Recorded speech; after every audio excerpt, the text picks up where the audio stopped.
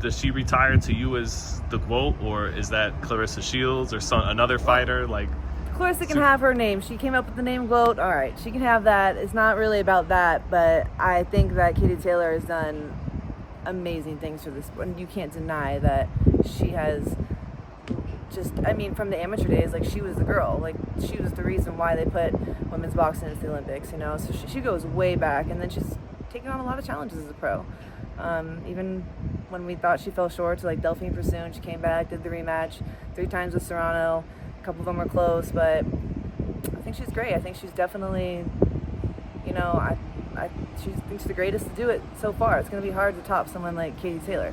It's going to be hard to top someone and what Claressa's done as well, you know, especially this last showing and selling out the arena and all the eyes she brought to the sport. It's going to be tough to top that too, but I don't like to pin them against each other. They're both different, and they've both done enough for the sport in their own unique way, right? So you don't see either fighter as slightly just better than the other I think that Katie Taylor has had better opposition, you know, but it's lighter weights, a little bit more challenges there. Claressa's made her way down to 160, and the 3 names she threw out after her fight were me, Tam, and Lauren Price, and those are some tough fights.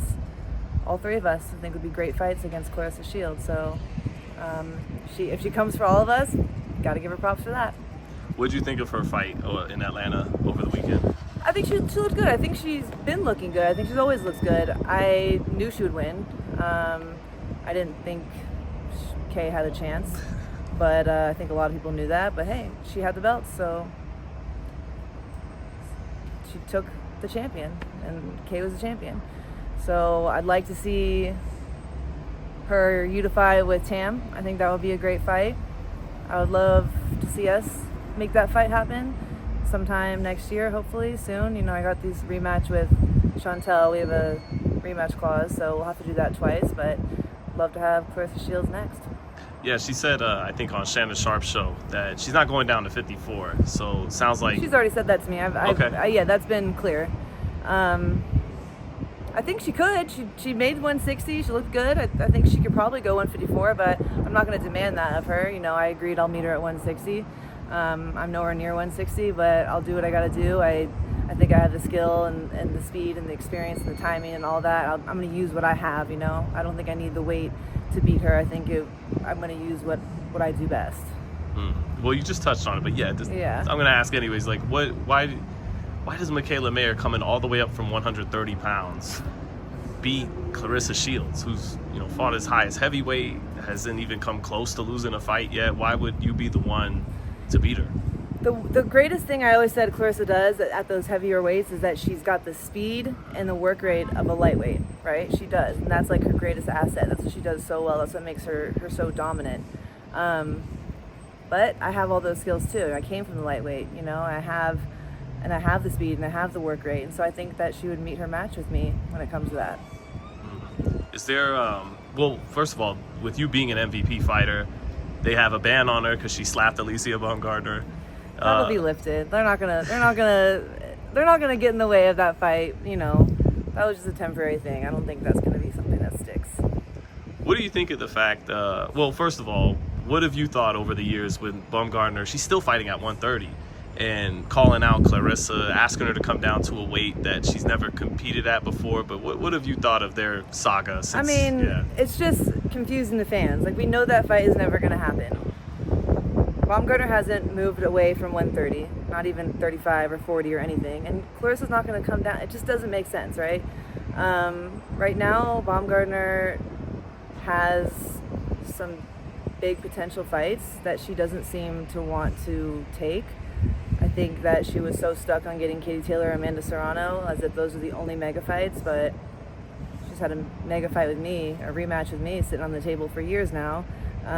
Caroline Dubois will be a great fight for her, and there's a couple others. She can move to 35 easily and take on some big fights. I don't know if she wants these big fights. I don't know what type of fighter she really is anymore. Like, she seems to just want to be famous, in my opinion. She just wants to, I don't know, maybe she's using boxing to get somewhere else, but I don't really see like a true fighter in her. I don't know if she really wants to be that. She's definitely not like me. Do you take any satisfaction from the fact that since your loss to her, though, you've been the one to win multiple world titles and multiple weight classes, and now there's a lot of buzz around you actually fighting Claressa Shields, in reality, like in a realistic weight where it could really happen? And I mean, I had to really navigate mentally, physically, it wasn't easy. I was definitely like, it hurt to lose my belts. It hurt to take a loss and to have to navigate my way back. It's not like I saw the light at the end of the tunnel. I really didn't at times. I didn't know how this would all pan out, but I kept showing up. I kept taking the challenges. I just kept working and showing up and believing that everything would turn out okay. And now that I am where I am, like, it's turned out better than okay. I'm in a great space, and I can't even wish that the past didn't happen, because I wouldn't be where I am today now, right? Like, it led me to this position. But it was hard to see. You don't always see what the end result could be, It's like I wasn't always like super optimistic or positive. I was like beat down. I was just showing up, faking it until I make it again at some times, like I was. Well, so you and Claressa go back. That tattoo right there on your right shoulder, you guys have matching tattoos. Got them together as Olympic team, the 2016 games, right? And yeah, it is funny though. One time she kind of downplayed it and said, "Well, I did it because Mikaela wanted me to do it. Wasn't this like..." She didn't really want to do it, honestly. Right, she was scared to do it. She was like, "Oh, I don't know." And I'm like, "Come on, we got to go do it." I was thinking about it forever. I was like, as soon as I qualified, I was like, "Yep, we got to go." And there was a tattoo place right across the street from the Olympic Training Center. So dragged her ass over there and we did it. How close were you guys though, as team? Were you guys roommates ever? No, we were never roommates. But like at the OTC, y'all live in like the dorms, and you're kind of all on the same floor, and everyone just in between training sessions, doors are open, everyone's hanging out, talking, whatever. So yeah, traveling together and legitimately like friends. So long ago. It feels like so long ago. Yeah, no, we Yeah. were. We were teammates and friends, and it just feels like it was so long ago, like we were kids, which we kind of were. But grown apart a little bit since then, but I've always supported her and wished her well. Do you still consider yourself friends as of today? I don't know if she considers me a friend. I don't know. But I, again, don't wish anything bad on her. I don't think anything bad of her. I don't know if if we do end up fighting, I don't know if we'll leave that build up friends. I mean, look what happened to her and Franchon, and they went way back. So, but that's just the fighter in us, I know there's going to be probably some heated exchanges, and when it comes down to it, that's the way Claressa rolls. That's how she's always done. So I feel like I can only bite my tongue for so long. There might be some spice to that build up, but like the spice. I hope we can fight it out and shake and hug it out. Well, I mean, that's in your temperament anyways, both of you, to sell your fight, to talk shit, to be confident. So I'd expect nothing less. I would hope, that after all that, and whoever gets their hand raised, it's this mutual respect between, but... Yeah, I hope so. Yeah, we'll see. I'm not worried about that. Right now I'm worried about Chantel Cameron and even getting the fight with Claressa. We don't know.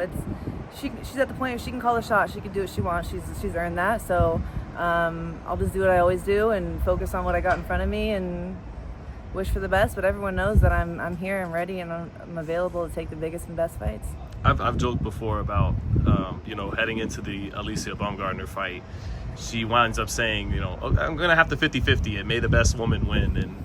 And I always wondered if there was some way you felt, being that your Olympic teammates, friends, and she had just had this relationship built recently before that fight with Baumgardner. Then after you see the falling out, now they really don't like each other. And would any of that, what have you ever thought that, would any of that play into the fight? And as well as just being competitors, like you're both I don't think any of that would play into the fight. I mean, I did feel some type of way when she became buddy-buddy with Baumgardner during that whole build-up, but, it was a thought, and I didn't dwell on it, but, she's free to be friends with whoever she wants. I can't really control her in that sense, so it's not my place, but I don't think I don't think that's going to come into the build-up at all. Okay. Yeah, I don't think we both don't really want to bring up Baumgardner. It'll be our moment.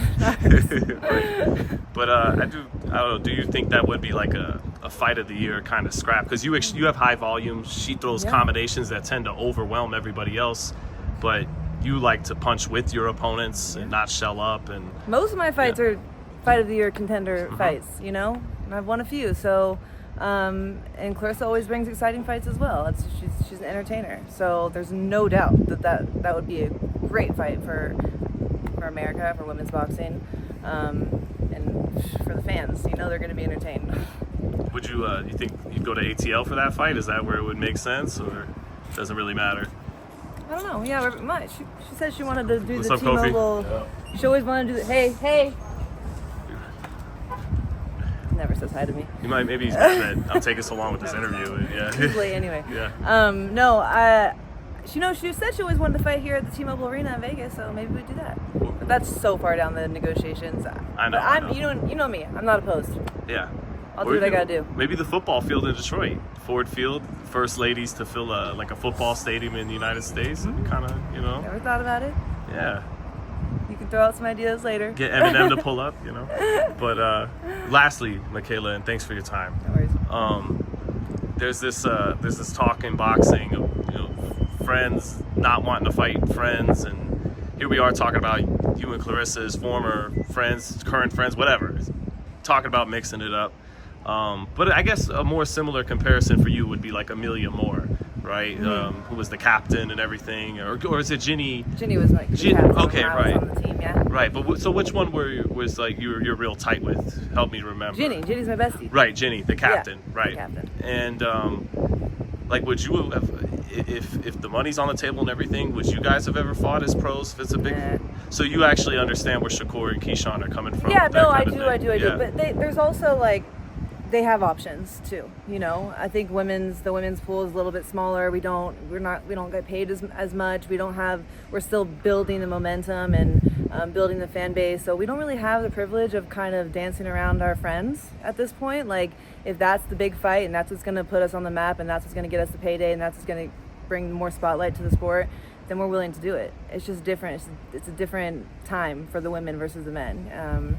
They have the privilege of not fighting each other and still making plenty of money and going to fight other champions and other top contenders, but that's not the case really with women. But no, I wouldn't fight Ginny. Got it. She's way smaller than me anyway. And I'm just gonna get two predictions out of you then. Okay. Shields to Bo, who would win and why? I think Shields would win right now, just because Tam is still developing, but I think it would be a great fight, and I think that down the road, if you give it some time, it could be a very evenly matched fight. You just don't know how it's going to work. I think Claressa does her best when she's very aggressive and overwhelms fighters. Tam is a boxer.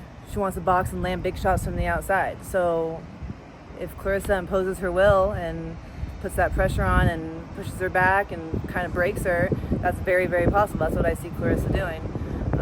She stays on the outside and tries to box Tam and gets caught with that big 1-2 down the middle. That could be a little bit risky of her game plan, but it depends what kind of fight they make it. And Baumgardner Dubois.